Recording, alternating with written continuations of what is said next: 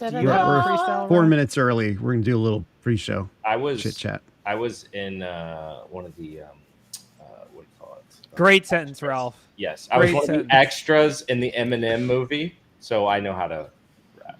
You mean 8 Mile? Banana. The Eminem movie, is that the one that got banned from Tucker Carlson, or are you talking about like 8 Mile? He banned everything, but it was 8 Mile. Yeah. Okay. Okay, I don't know what these guys are talking about, but I was I'd thinking like of to take candy. a moment to say g'day to all my fans out there. Good day. G'day. All right. I don't know. It. Tucker banning a movie? Yeah. No. Don't you remember he was really salty about the Eminem with the shoes or so? I forget, but he's talking about literal chocolate. M&Ms, by the way. I'm talking about chocolate.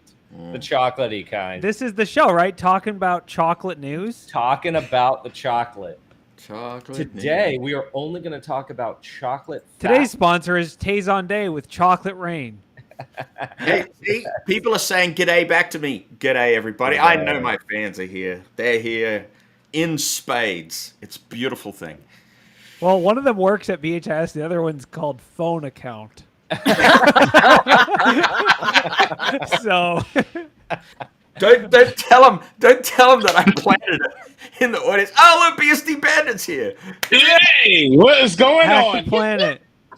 Woo!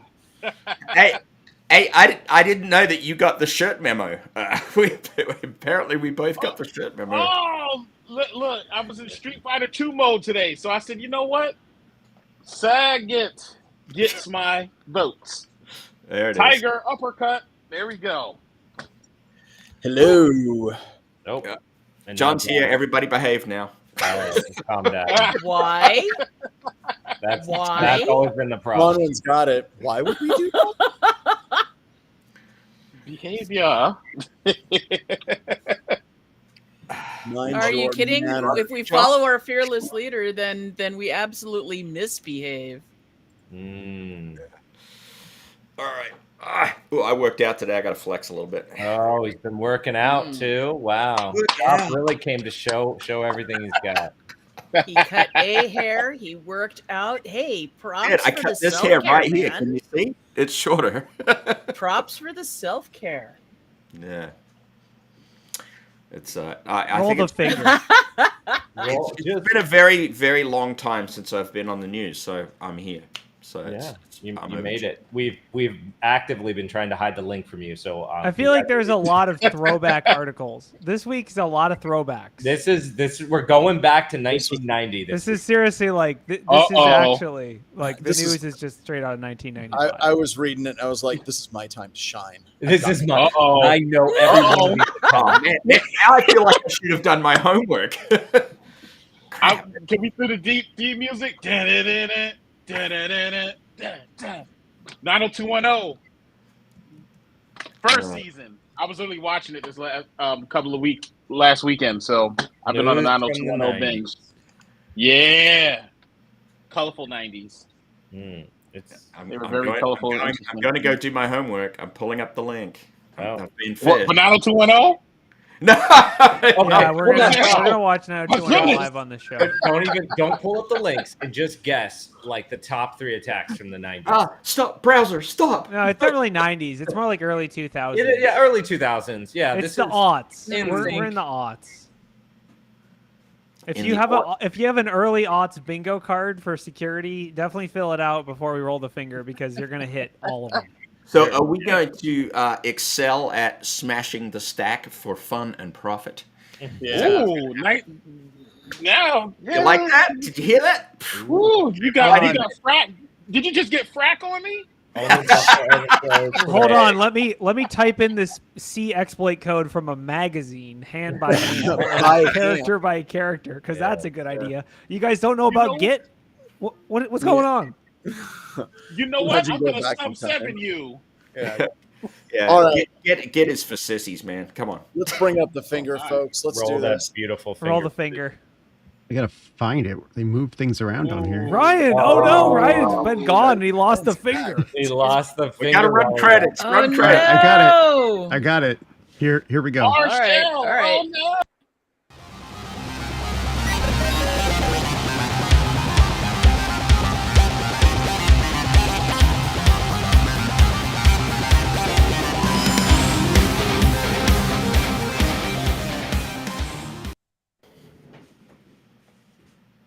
Hello and welcome to another edition of Black Hills Information Security, talking about news. I am joining this week from an undisclosed location.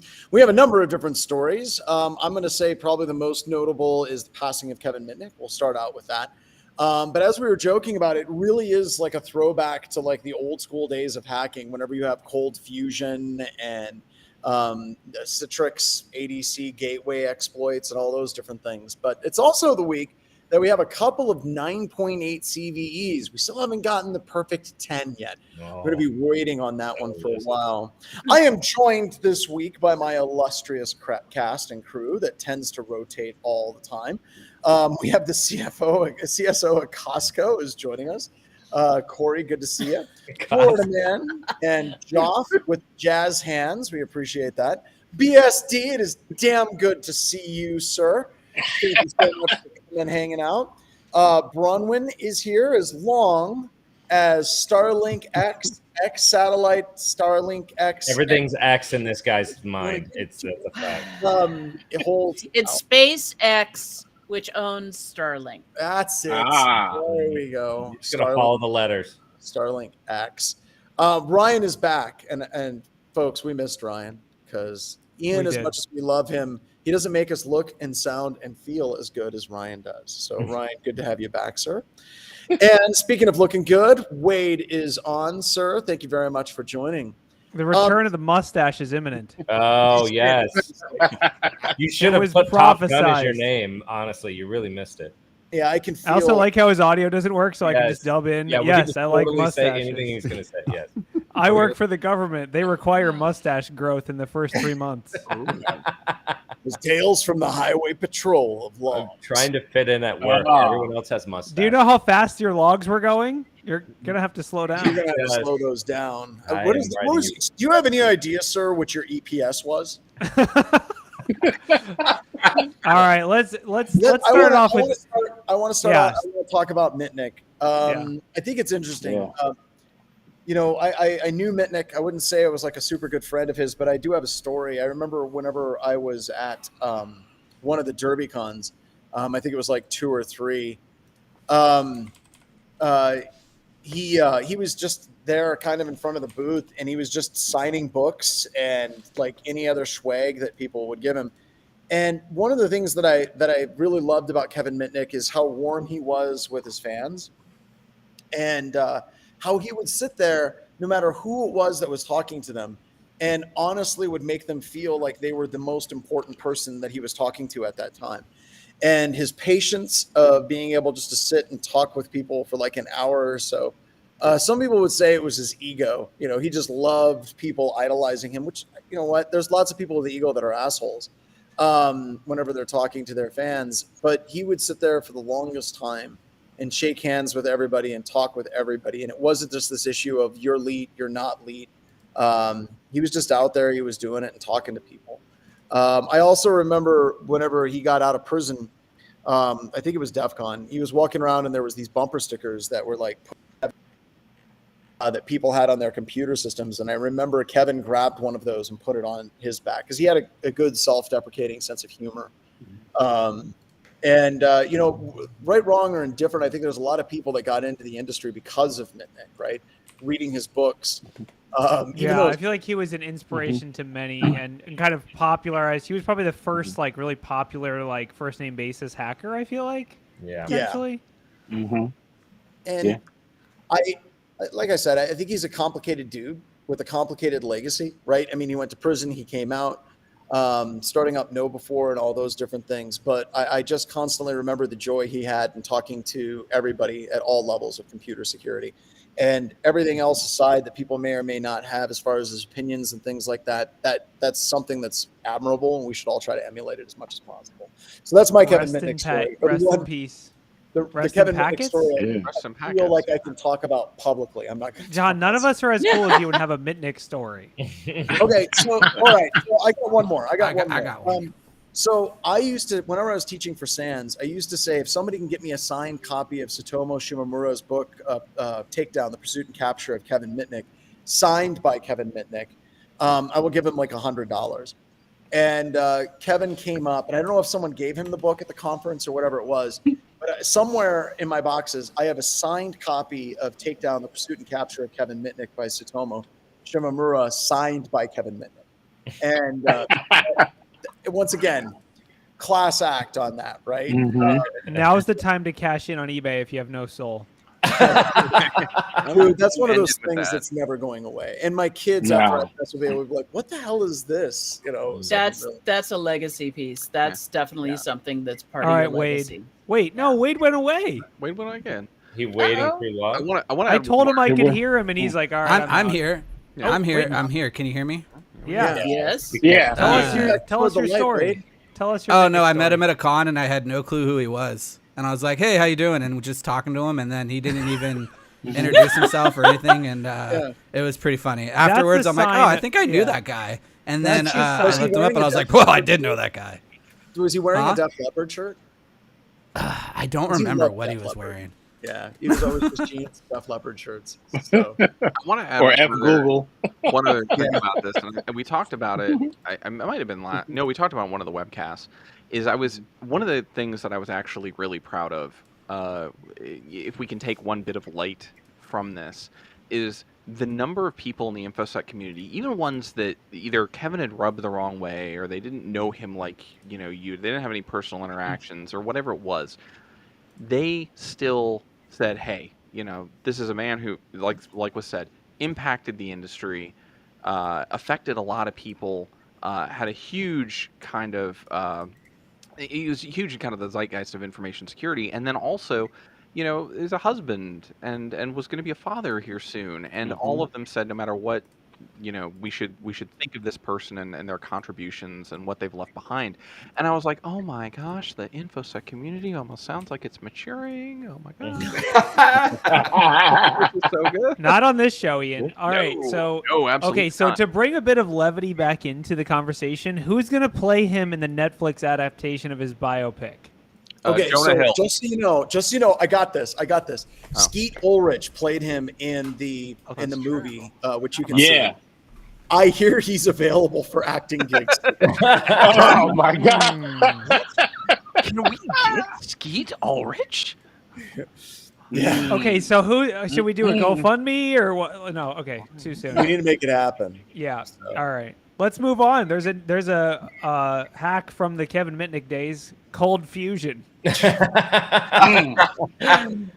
that was on your early aughts bingo card, fire up Metasploit and type DB Autopone, and we'll go. You're gonna win every time when it comes to ColdFusion. Hey, DB Autopone got me a job, man. What are you talking about? Wait, what? I can't believe this article isn't like January 17th, 2006. Yeah, I checked the date twice just to make sure. Yeah. So about the ColdFusion, how much is deserialization? So okay, let's Deserialization. before we just make fun of it. It's actually an access control bypass, CVE 2023-29298. 9.8, almost a perfect. And it's a 10. remote code execution. Classic. You can't just go for one. You got to go for two. You got to do access control bypass and remote code execution. Yeah. So was somebody just like, you know what? I'm gonna give it one more shot. I got to see if we can do it again.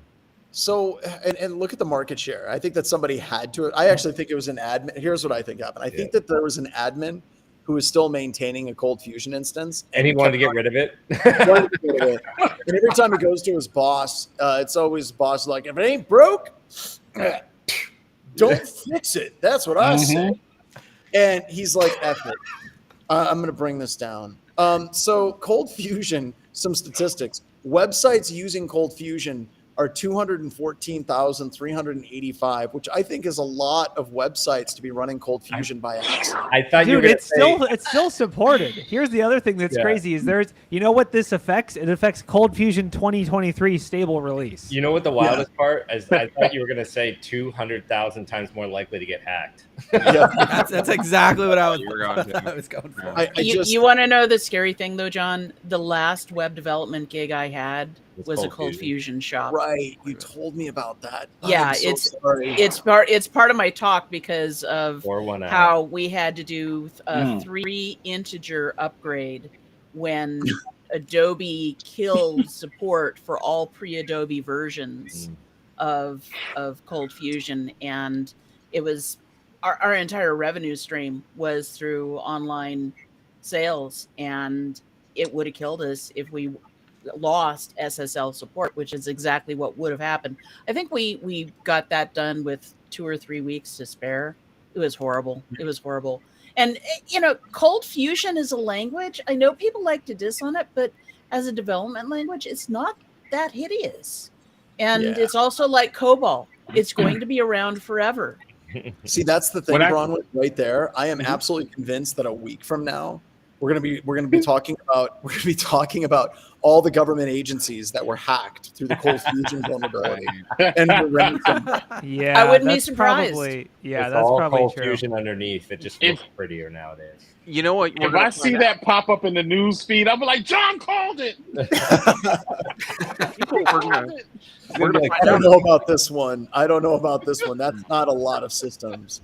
Go ahead, Ian. No, I was going to say what we're going to find out is the thing last week from Microsoft, that the thing that printed the certificates was actually a ColdFusion web server. Yes. That How would else be. would you make your certificates? It makes no other sense. I mean, I think the fact that people are still using ColdFusion is proof there are companies that still don't have any security people. Yeah. I know. I keep my ColdFusion on my Exchange server as well. Yeah. You got to run it on the same site. If you run it on the same site, it actually triples. Yeah, you got to run it on the same site.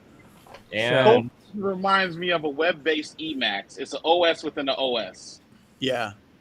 So, okay. I keep thinking about Adobe supporting this. Like, who are the poor developers at Adobe that are still like charged with? Trust me, John, they're not poor. Also, yeah. Well, so I'm pretty sure they're not rich either, Florida man. I'm telling you. Hold on. I'm telling you that Adobe ColdFusion is definitely included with everyone's cloud subscription already. Yeah. So you already have. Did you just call it Adobe Cobalt or Cobalt Fusion? I did, but that's even better. That's what they should replace it with. Cobalt Fusion. It's just like we went back. We went back even more. We're just gonna keep iterating backwards. I thought Cobalt Fusion was that whole movie they've been promoting on the socials, Oppenheimer. Well, no, I think that's it'd be great. It'd be great because the software product could then double as a clean energy source. That's a nuclear reaction, not atomic. Oh. All right, let's talk about it. So follow the stream of Wade talking about how it's on his Exchange server, and let's give people more ammunition to go back on-prem because Microsoft's Exchange Online has been hit by a new outage. It's down. What? The email down? They said they talked about the Exchange in that the cert thing last week, right? Like there was talks of Exchange in that online. Is Exchange online? I was like, okay, am I stupid? It's just O365. It's open. Just, okay. I wasn't sure if it was the same or if it was different. I had to do the exact same research. I had no I hate how the articles they're not consistent with this stuff. Is it Office 365? Is it Exchange services in Azure? Like what the hell is this? So yes, they just spun up another Azure instance for everyone. Yeah. So this one. I wanted to ask a question about this. It's clearly been a bad couple of weeks for Microsoft's team. There's no question. But one of the responses to this was all of our clients are effective Tuesday morning from hell. And I'm sure that's like an MSP that said that. And I have to ask, like, is it? I mean, if you're an MSP and Microsoft is down, that quote right there, and Microsoft is down, is your Tuesday morning the Tuesday morning from hell? Because if we're going back to ColdFusion, old school stuff, let's talk about this, right? We've got to talk about it. We've got a bunch of gray beards here and gray hairs here. I remember whenever shit went down, like right in the early 2000s, and it was broken, and a patch was like 2-3 months out, you would have to reverse engineer it, or you would have to do some weird kernel stuff in the Linux kernel to try to get something to work. That was hell. With cloud, you just reboot. You just reboot. Yeah, John. with cloud, you just wait, right? You're just like, man, it's hell this morning. Is it? It depends. It depends. I mean, back again when I was in the ColdFusion shop, when AWS had one of their network guys fat fingered a command and took down the entire East Coast, the domino effect of things failing broke all of our systems. And So yeah, it's easy to say that things will just come back up if you wait long enough, but that's not necessarily the case, because a lot of small and medium-sized companies, all of their web services are put together with duct tape, baling wire, and bubble gum. Come on. Yeah, that's true. I'm having Windows NT flashbacks right now as you're speaking. It took us a couple of weeks to find where everything failed, because even though theoretically we were only using an S3 bucket to hold heavy files so that we didn't get hit with the bandwidth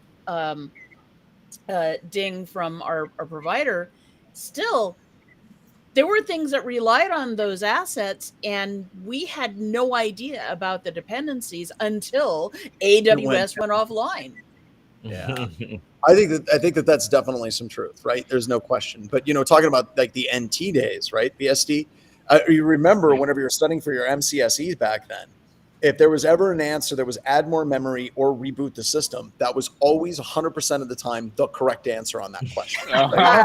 Well, you do know what RAM stands for, right, John? It isn't random access memory. It's rarely adequate memory. Rarely adequate memory, right? Well, especially with this Chrome here. Well, see, they've moved that to the cloud, and now it's rarely adequate licensing, because you have to pay for the licensing. Yeah. We need to add more RAL to it. I think Corey just coined something new. It's not RAM anymore. It's RAL. We need to add more licensing is never enough. Yeah, if you're not subscribed to the the 5.9's Premium Plus E59 license, then you're gonna. That's the only way to get your proper logging as well. Ryan took it in the comments before I could say it. Just download more RAM. You're good. Windows NT is the reason why I moved to Apache 1.3. That's dude. It cuts you deep, man. Yes. So I applied a Microsoft recommended patch to Windows NT's web. It was a web server. I was running IIS. Applied the patch, no problem. Came back up to a blue screen. I had to restore from tape. Thank God I had Amanda. Oh my. BSOD. I restored from Amanda, and I said I had it. That was it for me. That was enough. I said it is out of here. We're gonna put Apache on this thing. I know I was running Slackware on. I booted up Slackware and put Apache 1.3 on there and moved the website over there. I couldn't take it no more. That was my introduction to Apache. I love that you can tell people that have been hurt like a long time ago, because you got the actual version number, right? You're like, there's Apache 1.3.x9 or Charlie. It's also the look in his eyes as he's telling the story. It's PTSD. Open up to part it. of our PTSD recovery process. Right. But for those that don't know, we get from that version number, the further if you go far enough back, he actually used to be named BSOD Bandit. Yes. Go way back this year. So he had to drop that BSOD when he switched. I still have my AOL address. I'm holding on. Awesome. Going back to your original question, though, I think I'm like immediately speaking of PTSD. I'm going back to my days being in a call center doing work for Dell, but I didn't work for Dell. I worked for the call center company. And I think for MSPs, dude, you're getting it down. Yeah, it really was. I worked there when that campaign was out. So no, I think for them it really is kind of hell, because all their customers are flooding their contact lines, and there's nothing they can do. It's just a flood of. I can't reach email. I wish I had that as an option back in the day. Like it's just like, John, why is the server down? It's like, but wait, how are they going to complain with no email? Problem solved. I remember there was a server down at the Department of Interior. I was on security, but I was still on one of the teams because I was being blamed for the server to go down. It was actually a clustered domain controller, and I may have told this story, but we had this guy. We always referred to him as Indiana Hamill. He had this Indiana Jones hat, and he had these bright white sneakers, and he had a full cutout cardboard of Xena Warrior Princess in his office. And he comes no in, red flags at all whatsoever in the story. We're trying to figure out what the hell's going on with this server, right? And this dude just walks into the knock. And we have these two rack-mounted domain controllers out, and the hoods are popped. The lids are up, man. The lids are up, and they're running. We're just like, what the hell? And he just kind of comes in and it's like, and just like walks up and he's like, sometimes with these servers, the memory comes unseated and you got to pop it out and pop it back in again. Reaches in, pulls the freaking memory out of one of them while it's running. No!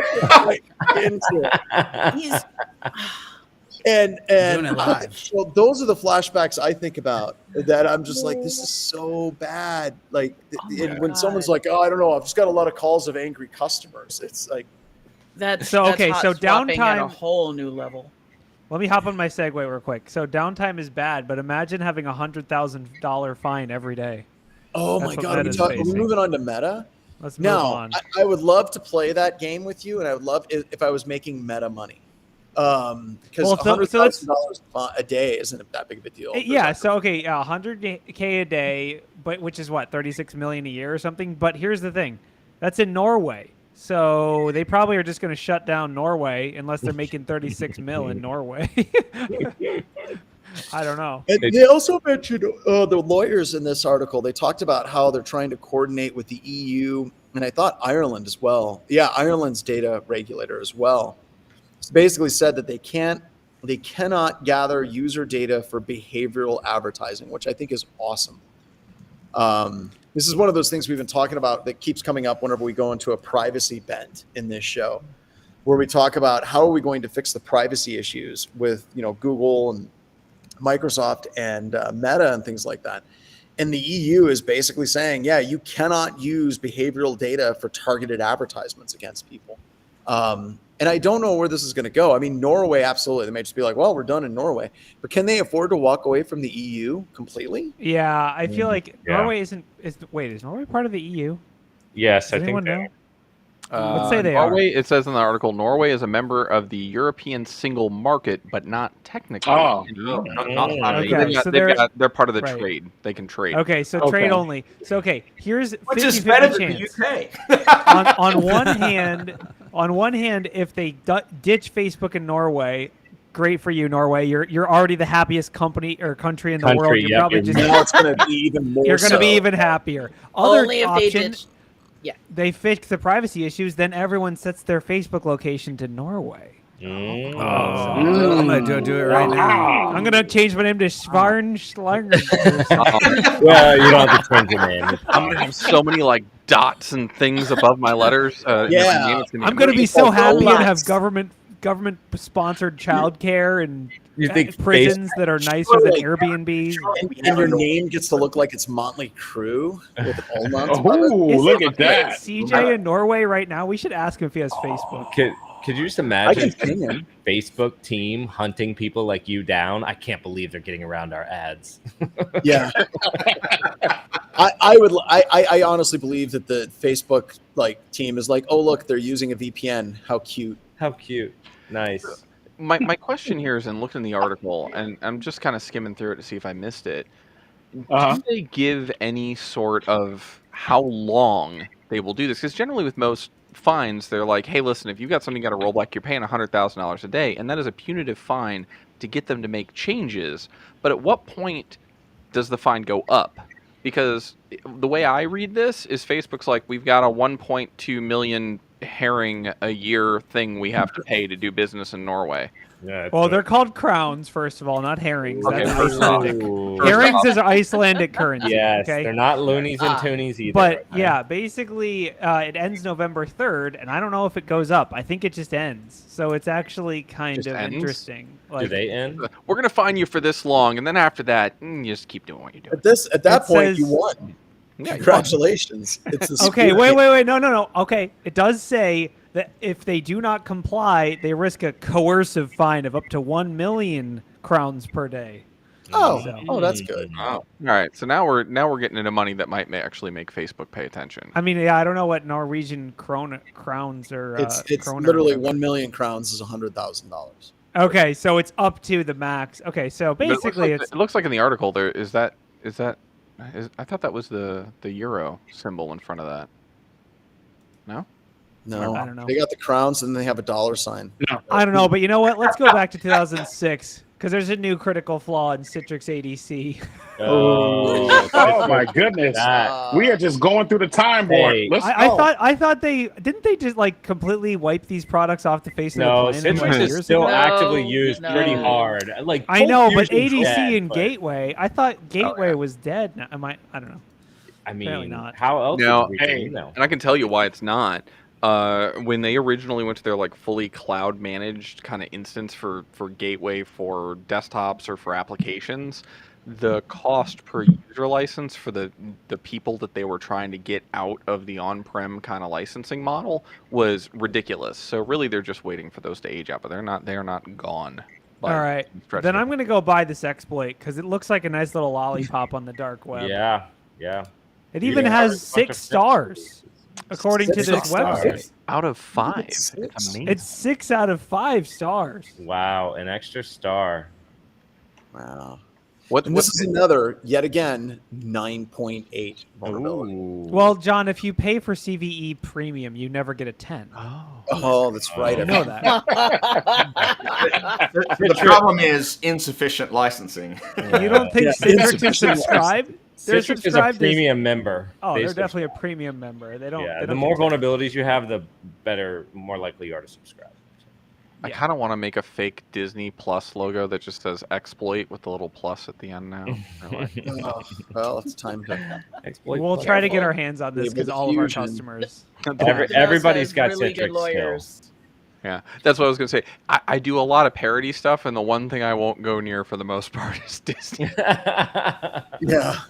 They'll come Don't for want to you. mess with the Mickey Oh Mouse. yeah. I Oh used yeah. to with 5 children. I Now just I've only want got Your one. location, Ian, they'll get to you quick too. Oh, That's yeah. the worst part. They could drive. I want to pause the Citrix conversation like an hour ago. Twitter was taking the name off the building in San Francisco, but they didn't get a permit. So the San Francisco PD has stopped them. Is there an article for this? I need to see this. Breaking news. John, wait, did you see the that? spot? You know they What? probably had the Ron Swanson permit, which is just a piece of paper that says "I can do what I want." Elon Musk. It's just like I'm capitalism. I can do whatever I want. Do we want to talk about this? Like, I mean, there's nothing to talk about, but it is fun. I don't know. Twitter. I feel like Twitter's really big in the Intel space, right? Like, or with just the sharing community. I can't find anything to replace it, and it kind of sucks because I don't want to pay for premium to get tweet decks. Well, I mean, dude, that's I could subjective. write That's your own personal decision whether you think it's useful. there was an article I read yesterday that somebody was tracking InfoSec Twitter, and they were going through all of the data and like a lot of the people that were in the InfoSec community, and they said that there was a 75% drop in InfoSec tweets, and they specifically got into tweets associated or X's. Are they X's now? All my exes live on Twitter. Is but, Elon just going to do X everything? X, Okay. yeah, sorry. But now it's dropped off by like 75%. And this one of the things that they were talking about in this Medium article was Twitter was kind of the conversation space when new vulnerabilities hit. Somebody, email said they're now called excrements. Oh God! 10 out of 10. Please come on the show. Oh, yeah. my Okay. God. So look. Okay. At this point, the excrements. It's just like short form video, where if you're running any kind of content creation or whatever, it's all everywhere. You have to be posting to excrements. You have to be posting to Threads. You have to be posting to Mastodon. You have to be posting to TikTok. You have to be posting to YouTube. It's just like one thing goes everywhere. So I don't think it really matters what platform you're on to that much. Yeah, LinkedIn is over the corner. So, you know what I'm always here for you. You know what the funny thing about this? So for those who don't know, Elon started PayPal, right?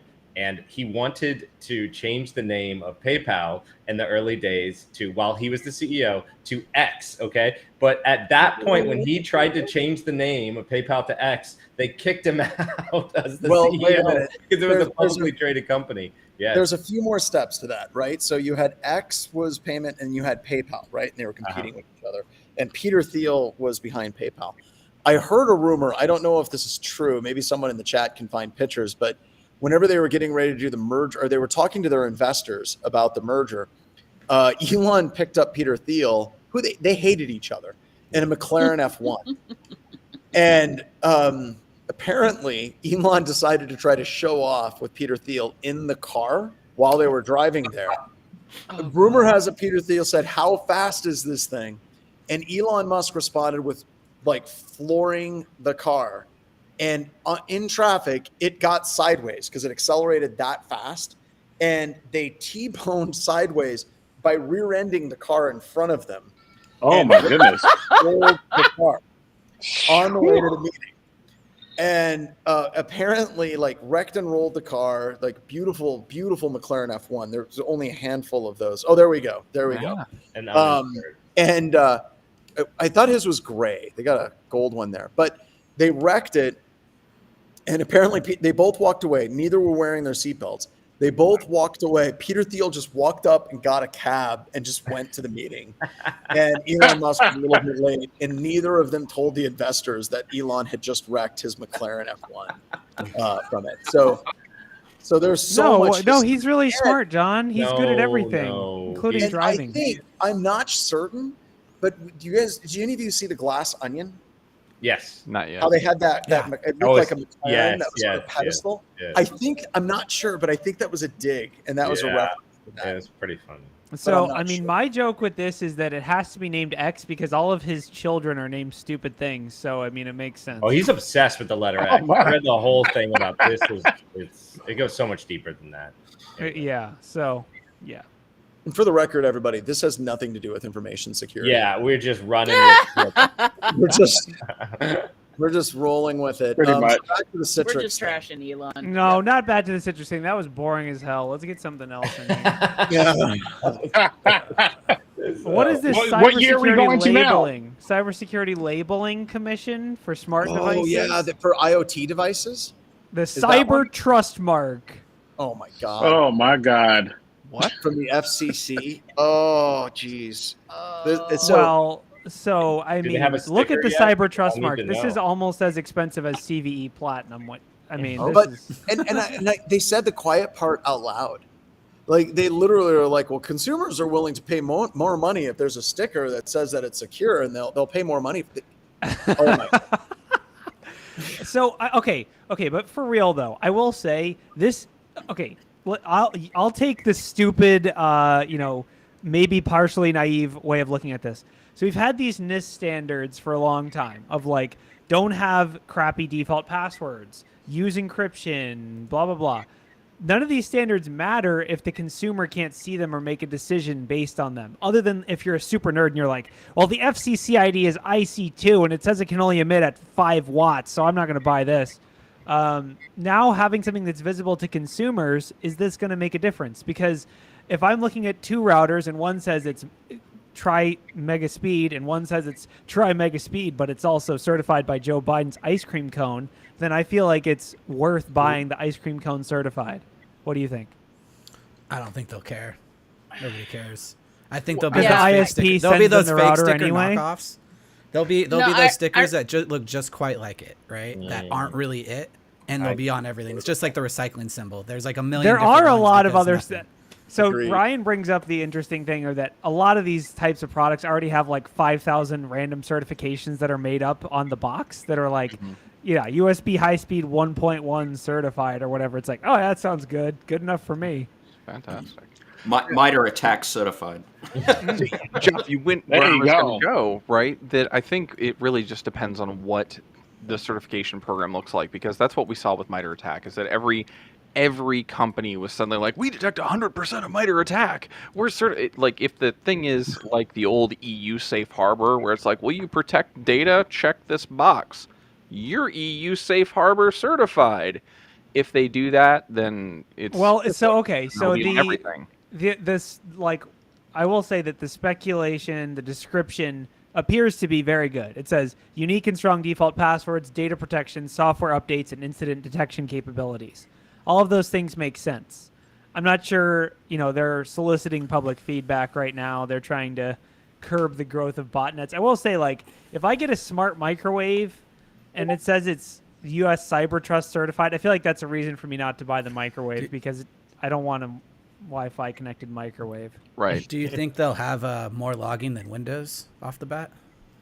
Yeah, definitely. Yeah. So, Oh yeah. You ain't getting away from that. It's funny though. Corey's telling me he's barely older than like 19, and he's telling me he's a Luddite already. Oh yeah, are you kidding me? I've been in security for long enough. I don't want to text. I'm the proud owner. I'm the proud owner of a dumb car. Yeah, same here. But I mean, I will say that it's funny because this cyber trust thing, I don't think Windows would make the cut. It's like, we can't use your product.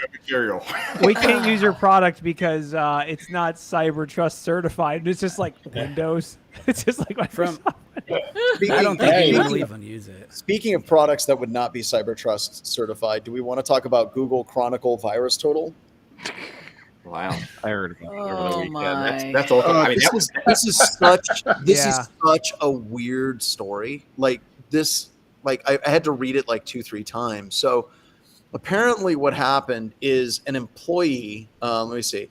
So an employee accidentally uploaded a CSV file to the platform on June 29th that contained information pertaining to its premium account customers, their names, VirusTotal groups, email addresses, and group administrators. And they said it was because if you pay for Google Premium, Chronicle, you get the submissions. You get the submissions. So somebody at work was like, "Hey, this is a really sensitive file of all of our premium customers. I should check it for a virus." Like, the more you think about it, it's like, what the living hell happened here? And not only that, like if you're a premium customer, somebody has got to sit back and think, how hard would it be for that to happen to us? Like, because this isn't the first time sensitive crap has been uploaded to VirusTotal. I feel like that's always the warning to every like entry-level security analyst, right? Like you do not upload anything to VirusTotal unless you know it's already malicious. Like, and then for VirusTotal to upload something to VirusTotal, it's like even then, no snitching. Don't put it on virus. Right? Exactly. I always check my password manager to make sure there's no viruses in it by uploading it to VirusTotal. Dear God, do not say that, please, because that's going to come back to bite me in the ass. Mr. Strand, I will say though, attention in this lawsuit to something that Ralph said on the news. Right. Okay, if we're talking sensitive data though, is a list of emails really sensitive anymore? Like, it's not that hard to just enumerate emails. I would say the administrators would be. Like the actual, like the not just the email addresses. It's Intel, it's OSINT, but like, if it'd be much worse if it was like they accidentally leaked the NSA 0-day for whatever. Like, it could have been so much worse. That would be worse. I agree. Of all the things, of all the things. But I think that you have to ask the question again. If you're a customer, if it's that easy for Google Chronicle VirusTotal to do that as a mistake. Like if you're looking at like DLP, you're worried about all these different privacy regulations. Oh my God. Like there's some serious questions that need to be answered about that as well, right? I see some lawyers deciding to block VirusTotal at the firewall now because of this for DLP. Absolutely. Shut it down. It's the best thing to do. We're going to kill. Yeah, they're not playing around. Yep. No, it's funny you bring up the lawyers too, because when Corey said, is it really sensitive? And my immediate response was, depends on the state. It really does. The state laws, it depends on who was in there. And if one of the state attorney generals wants to make a big deal of it. It doesn't matter. I use ChatGPT now, and you can upload files there, and they definitely won't share. Wait, you use ChatGPT? ChatGPT is my lawyer. Yeah, he's everyone's lawyer. Oh. Someone's gonna do that. Someone's gonna like bring an iPad into a courtroom and be like, "This is my lawyer," and it's just ChatGPT. Oh, there's a challenge. No, there's absolutely a challenge out there right now that any court that will allow them to come in and basically give responses from the, from the transcript as questions are being asked, and let the thing do the lawyering in the courtroom. There's a challenge to let them do it that they believe that it'll win. I don't think it's actually OpenAI. I think it's somebody using OpenAI's platform. Yeah, so OpenAI has a voice translation service where it can actually read or translate voice to text, and then it feeds that back into the large language model, and then it can feed it back out into responses. You can see where this can go here. So, yeah, fun. Who wants to choose the next adventure? Does anyone want to go to bad government regulation? Have you got one of those 8 balls that we can roll around and it just pops up? I do. We get 8 yeah. balls? Oh, wait. How about you? Let's talk about the Chinese U.S. ambassador to China was hacked in a Chinese linked spy operation. Boy, we can talk about that. That's that. really got to lead to some really uncomfortable meetings. As in, you're fired. Who got caught? That's the real question. So looking at this story, all right, so if I'm going through it, it says hackers linked to Beijing accessed the email account of U.S. Ambassador China Nicholas Burns in an attack that was believed to have been compromised at least hundreds of thousands of individual U.S. government emails, according to people familiar with that. And then it just fades out because I'm not paying. Yeah, you got to pay for Wall Street Journal, John. Oh, just change it. Hey, John, you can expense that. John Strand will approve it. Really? No, that's not how this shit works because I approve for you all. Eric has to approve for me. Oh, you have like the hardest approval process. You have to double approve? To be fair, he's been dealing with that approval process long before BHIS. So let's be. John, I've been working on a chat bot for you. It just says approved. Thank you so much. I appreciate it. Respond to all emails from approvals with approved. Yeah, we call it expenses at will. Better than the little bird water thing that just hits the any key. But no, seriously, how do those meetings go? Like, I would love to know if he goes to a meeting with Chinese officials and like the Chinese officials during like coffee breaks while they're getting like donuts or those delicious bao buns, and they're like sitting around and like one of them comes up and they're just like, dude, sorry. No, it's cool. We heck you guys all the time. No, I know, but it's you. We shouldn't have done that. I think we crossed. We're real sorry. Here, do you want some coffee? Some nice tea? I would love to see somebody try to apologize and be like, Seriously, here is John. Like, I'm just this is wild speculation. I'm not a diplomat, thank God. But here's the thing. I bet you it's like seen as a good thing that they caught it because now it's a bargaining chip. It's like, well, we already assumed they were going to try to get into this guy's email and they were going to look over his shoulder and use heat thermal imaging and Van Eck freaking to try to get on, like whatever. They're, of course, it's like if you're flying to China, you just got to assume they're going to try to get in your email. Dude, there's a conversation that needs to be skidded up, right? Like the Chinese comes up to him and they're like, dude, we're real sorry. He's like, don't worry about it. It's not a problem. They're like, well, just out of curiosity, since it's over, I mean, how did you catch us? And then he responds, Van Eck freaking. Yeah, we did it. What? Yeah, seriously, we got the Sneak Tempest. And then like thousands of Chinese scientists are trying to figure out Van Eck freaking and Tempest standards. But it's gotta be like it's gotta be deception. I mean, I know it made news. I knew it made news. That would be the deception. That would be awesome, right? Like it's gotta be. Then the ambassador in China is like, we need to go figure out what this Van Eck freaking is. And they're like, what? And some poor intern who's a millennial is like trying to figure this crap out. Like, I would love to see that. That's exactly like, I'm seriously guessing that is how it is. It's like, well, yeah, we assumed you're going to access it. Since we caught you, now you owe us 3 flybys in the South China Sea, or I don't know whatever they trade. No balloons. No balloons. I'm trying so hard. What the hell is POTS? I can't figure out what POTS is. I mean, really, yeah, that's exactly right. No balloons for a year because you read our emails that we planted that were probably false flag emails anyway. Because who's going to China being like, no, my email's private when I'm in China? Like, okay, don't delude yourself. Yeah. Like, I don't know. I would love to see the security detail for everybody that goes to China and comes back. It's like, just take your computers right over there. Yep, in the shredder. Just put them right into the shredder. Oh, he's using a VPN. How cute. Yeah, let's just say diplomatic immunity doesn't apply on the internet because guess what? You're always home. Because nobody on the internet knows you're a diplomat. Oh, I know how to get around this. I got this. So if you want to prevent the Chinese from breaking into your computer system, just load it up with a bunch of Winnie the Pooh documents, like pictures of Winnie the Pooh. There's no one in China that wants to be caught with that, right? Like you got to debrief Xi Jinping, and it's like, You know, oh, we found this document, this Word document, at Top Secret Nuclear Secrets. What is that in the upper right-hand corner? It's a cartoon character that's popular in the West, we believe. Is that Winnie the Pooh? It's like, yes. To the camps. Someone is watermarking all their documents. Yeah, I was gonna say you watermark all your documents with. You're watermarking everything with memes, and then you're like, well, I mean, sorry, I didn't know it was my staffer. I'm tweeting that out right now. You mean you're making an excrement? You're making an excrement. You're making excrement. That's right. Yeah. Yeah. Okay. Adding excrement to the dumpster fire. Are we like? Do you want to go further down the weird government rabbit hole? Because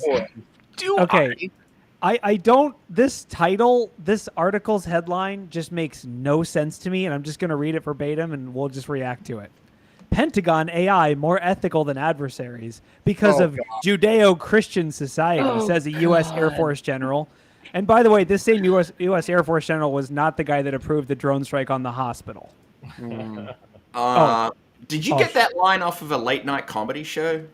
No. Unfortunately not. I don't even know. Like, how can you seriously be the general of the U.S. Air Force and be like, we're super ethical. We only do drone strikes on hospitals when it's ethical. I don't even. I can't. It's our society. We're Judeo-Christian. What can I say? That's the way I'm it goes. sorry. This is a classic case of those who do not know their history are doomed to repeat it. All right. Whatever your beliefs are, our society is Judeo-Christian, and we have a moral compass. This is his quote. Not everybody does. Oh my, that's impressive. I just there's part of me like, oh God. So yeah. I'm just going to throw this out there as a general question, not trying to be mean or troll, but has he read a history book? No. If you justify an attack as Christian, does it count as a crusade? Well, so are you saying the AI? Oh, what is the AI's code name? The AI code name is Crusader. Topic. How do we get out of here? No. The AI. Bring me the shovel. The Pentagon AI is called the Crusader. Is it really? Yeah, the Pentagon. You are a liar.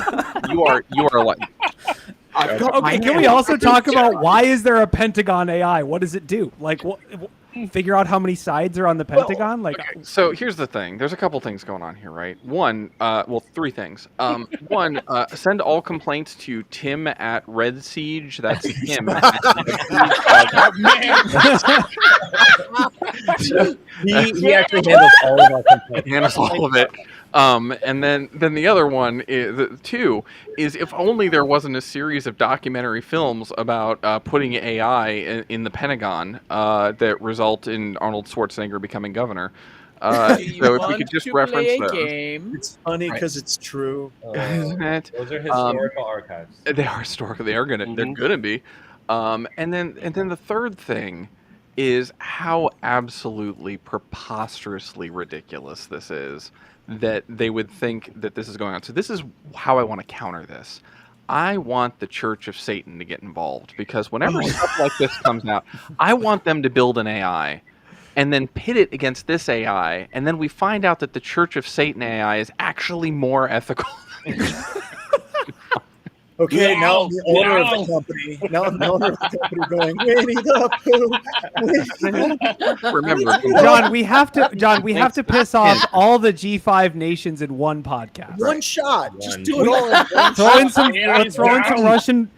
some Russian jokes. So we got US covered, we got China covered. Let's throw in some. Yeah, no. All complaints. Tim at Red Sea. I was just looking over my shoulder, waiting for the helicopters. Just for the record, the poli-sci major in me is just like screaming out and like, let's talk about colonialism. John, let's talk about imperialism and colonialism. Let's talk about the 100 million you can't people do that. died in India. That was a long time ago. We were drunk and we're better now. We were drunk when it all happened. We fixed that. John. We fixed that all now. I'm sorry.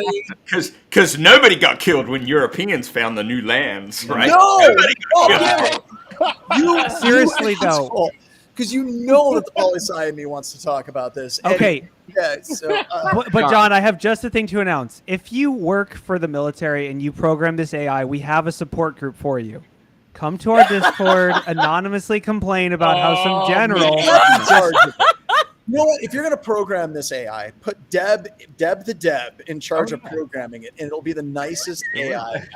That's true. The nicest AI you ever found. Can we Deb, name it the that has a floppy hat? baby across the United States gets a little onesie that says ITCP/IP, but mostly IP. I mean, it's what an AI. With a little Sir, bit of IPX, SPX. Yeah. We put all the data. We put all the data into the AI and it said to nuke ourselves. What do we do? So Oh. I do want to remind you, though, whenever you start talking about poli-sci issues, that myself, Ryan, and Ralph are in Florida, and we have no idea what you're talking about. They never educated us on any of this stuff. Ring the alarm. We're burning the book right now. I'm killing the show. We're done. Ryan, bring out the crooked finger. Yeah. Burn it with fire. Oh, I think he fell asleep.